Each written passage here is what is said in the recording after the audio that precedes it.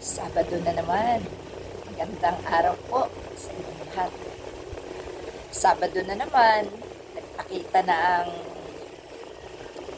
haring araw. Lumipas na ang tag-ulan. Malamang may darating ulit na bagyo.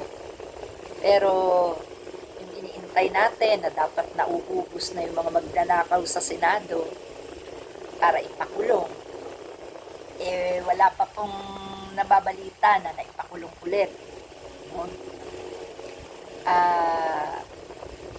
Dito na iniimbestigahan na si Robin Padilla at mga kasama niya sa mga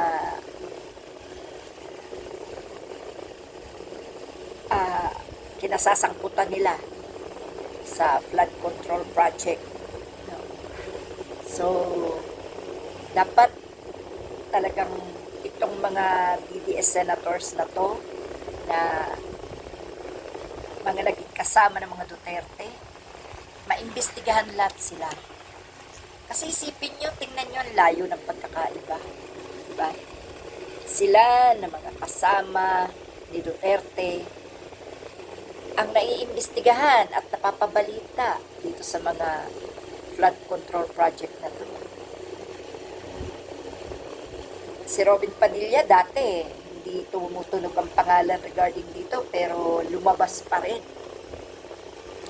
Nag-leak pa rin yung pangalan niya, di ba? Sila nila Bongo. So, dapat talaga i-check to. Kasi, tingnan nyo naman ang sitwasyon ng Pilipinas. Baha dito, baha doon. At regarding dito sa basura, alam nyo, ito yung dapat tinututukan ng gobyerno. Alam nyo kayo, mga senador, dapat listo kayo sa paligid ng Pilipinas.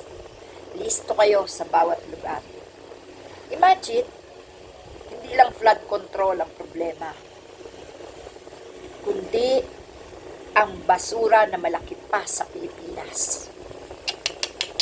Kahit saan nyo itapon ito, kung walang proper place para dito, yung hindi madadala ng agos, yung hindi magsasanhi ng baha, doon nyo dapat itinatapon yan. No? Hindi nyo masisisi. Malaki ang populasyon ng Pilipinas. Marami ang gumagamit sa araw-araw ng mga bagay, mga pagkain na nakabalot sa magiging basura nila. Hindi nyo rin masisisi ang tao na itapon dapat yan sa wastong tapunan sapagkat yan ay kinukuha ng basurero. Ang basurero hindi nyo rin masisisi sapagkat ginagampanan nila ang trabaho. Pero hindi natatapos dyan ang obligasyon nyo, mga taga-gobyerno, mga opisyalis ng gobyerno. Hindi sa basurero, hindi sa mamamayang Pilipino, hindi sa mga balot ng mga binibili na may magiging basurang mga balot, kundi may pera tayo, nagiging pera din ang basura, pues gastusan nyo mula sa kaban ng bayan ang paglalagay sa basura sa tamang tapunan.